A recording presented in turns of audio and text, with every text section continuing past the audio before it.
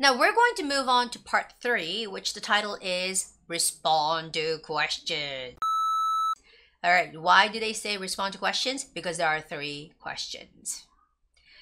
Now, the first frequently asked question is, has there been any changes to part 3? Yes, there have been a major change, which is before the change, there was no preparation time. Just like as if you're having a conversation with a foreigner in English, they would ask you a question, you have to answer. They would ask you a question, you would answer. That's very natural, right? Like, a foreigner wouldn't say, oh, I'm going to give you some preparation time to my question. So take your time, think about it, go. But this is a test setting. So here, they're giving you some preparation time now. So per question, for each question, you're given 3 seconds of preparation time. So has there been any changes? Yes, you're given preparation time of 3 seconds. Now, you might think that this preparation time is long enough to write something, but no, it's not long enough. It's 1, 2, 3, over. Okay? So during this time, there's nothing you could do actually. What you could do basically is read the question on the screen and sort of like, understand the question. Understand the question. Now, the frequently asked question number 2 is, can I take notes during the preparation time? No. I mean, try if you can. I suggest try if you can, if you could, and tell me if you could. Because I wouldn't dare to do it. Because 3 seconds, you pick up your pen and it's over. You pick up your pen and it's over. So I would say no, it's impossible to take any notes. But, if you can, let me know. Let me know in the comments below and tell me, like, what's your skills on taking notes within 3 seconds. But no, I don't think you should take notes. It's like time for you to read the questions, understand the questions, and think to yourself, all right, I'm going to say this, this, and that. And it's over. Question number 3. Somebody asked, can I see the question on the screen?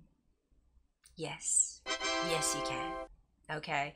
So when you look through some videos on my channel, there are some, videos where it shows the exact same format as the test, the real test. And when you take the test and go on to part 3, you will see the questions on the screen.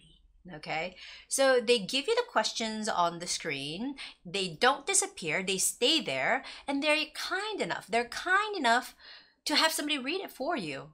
Okay, so a voice actor, somebody will be reading the question for you. So all you have to do is just like, look at it with your eyes and try to understand. And you're given 3 seconds to prepare now. So yeah, they're being a little bit more generous.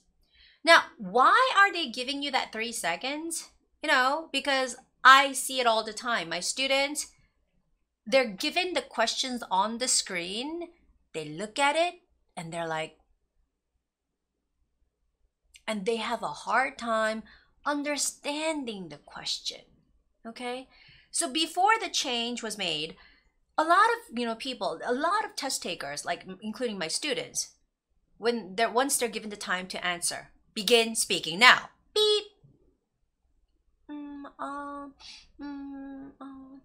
How often? And they show nothing during the response time.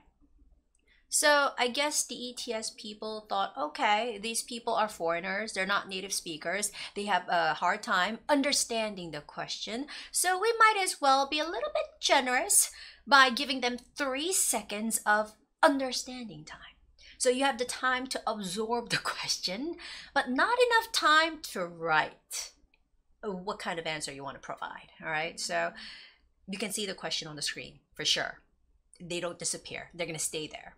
Okay, so one thing that you can do with the question that you see on the screen is you can use some parts of the question and use them. Pick the words out and use them in your answer, right? All right, and FAQ 4 is it okay to speak for less than 15 or 30 seconds? I get asked this question all the time.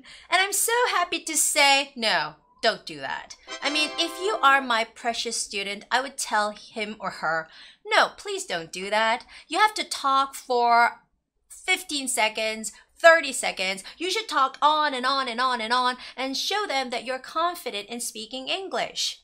For instance, let's say there's a question, a very famous question. They always ask you this. Whatever the topic is, they would say, how often?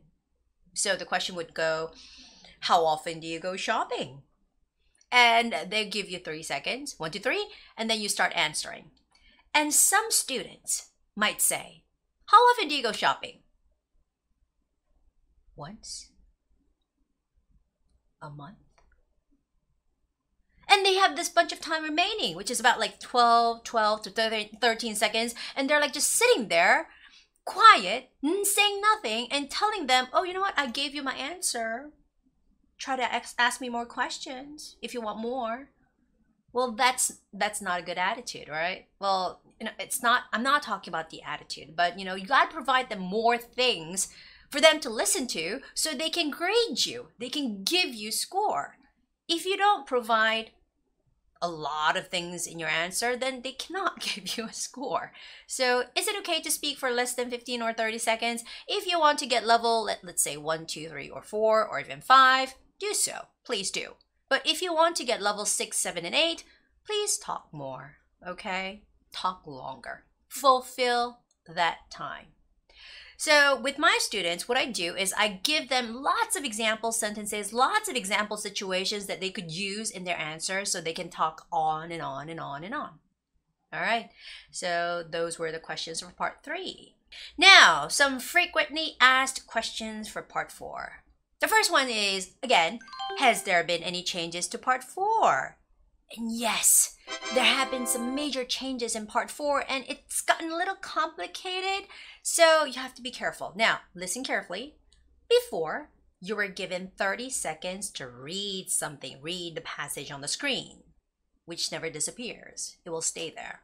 But now, you're given 45 seconds, which is much longer. It seems like they were being a little bit too generous for this part. They're giving you 45 seconds. Now, the same thing happens again after that. Some person would say something that they need to ask some questions, and they're giving you the questions, but this time, the questions do not appear on the screen. So, you have to listen carefully, right? This is not some huge change. It's the same. It used to be like that, and it's like that again. And when you listen to the question, now, here's the other thing. You are given 3 seconds of preparation time. I tell you again, 3 seconds seem nothing, 1, 2, 3. But for this part, it means huge. Because you listen to the question and you have to sort of search for the part on that screen to be used for your answer. But 3 seconds, you can use that 3 seconds to search for your answer, and then, whoa, okay, I'm gonna say this. And then they give you the answering time. Okay, so my students say, all right, giving 45 seconds of reading time, preparation time is okay. Thank you very much. But for that 3 seconds of preparation time after listening to the question, they say it's so meaningful, it's so helpful, it's so good, great time, gracious time to look for the answer and find the answer and deliver the right answer. So yeah, there have been some major changes made for part 2. But you have to be careful with that 3 seconds because some students are not used to having that preparation time. So they, start answering right away. And they miss the opportunity to use that 3 seconds. So before taking the test, use the videos on this channel and try to practice that 45 seconds of preparation time and 3 seconds of, answer searching time that they're going to give you now. Okay, the question number 2 is, what should be the main focus during the preparation time? I told you this. I was saying that before. What should be the main focus during the preparation time? When you're reading the chart, let's talk about this. When you're reading the chart for 45 seconds, you should sort out some information where it is located. Oh, this information is located up here. The the cost, the fee, the participation fee kind of things are located down there. And okay, that's the time, that's the people, those kind of thing, where the information is located. So you should look at the locations and try to, say the words, not loudly, but try to, use that time to practice pronouncing the words, because some words are quite hard. And numbers, don't read the numbers in your native, language. You have to read them in English, right? So try to read them in small voices, not too loud, because you're gonna, bother some people around you, so you could interfere their test. So try to whisper the words during the preparation time. That's what you can do. But if you have studied TOEIC speaking, if you have prepared for TOEIC speaking test, you will know. I mean, you should know. If you're my student, you must know what's gonna be on the test. That's what I talk about, right? That's what I talk about in my class. So you should, during the preparation time, say, oh, this is gonna be the test question. This is gonna be the test question. Okay, they're gonna ask for this. You should have the ability to know what you should read. Okay, so that's what I'm gonna say. You should know what you're, what you are focusing on, what you're looking for during the preparation time. Question number 3, how can I use the note-taking skills for this part? Well, first of all, you can't, because the chart, the thing is going to be on the screen, and you cannot write anything on the screen, right? So actually, note-taking it cannot be used for this part. No, you just look at the chart, you roll your eyes very quickly, very diligently, and you look for the answer part, and you have to produce the sentences right away. So I would say you cannot use the note-taking skills for this part. You cannot. Don't try to. Don't do it. Don't. Okay. And question number 4, do I have to read all the names properly? Oh, I get asked this all the time, because there are some names that you have to read, the speaker's name, the instructor's name, and some names like John, Sarah, Jane, Jamie, they're easy to read because we listen to those names all the time. We hear those names all the time. But some names are difficult to read, right? Let's say some names like Fernandez, some like Hispanic names. They're not that hard to read for Americans, but for some people like Koreans, it's really hard to read those kind of names. So when you're not used to it, you're like, Ferdinand. Oh. You know what you do? What you have to do is you have to stick with the original sound of American alphabet, English alphabets, okay? And you see a word, you try to read it out using the alphabet, English alphabet sound, and just try your best. And if you can't do it, it's okay. It's not bad, or it's not like no, but it's okay, as long as you get the grammars right for the rest of your sentence. But in most cases, if the person cannot read the name right, they might as well get the sentence grammar wrong. So you get the whole level down and you get a low score. So if you cannot read the names properly, if you're at that level, I assume that you would get level 4 or 5.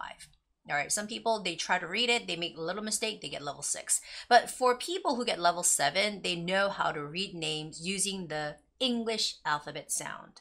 That's how I see it. And if you're a test taker who gets level 8, I guess you would know how to read those words or names properly. So that's what I can say. If you're not ready to read the names, it means that you're not ready to get the level. I'm sorry to say this, but yeah. So try to stick with the English alphabet sound, okay? The sound of English alphabets.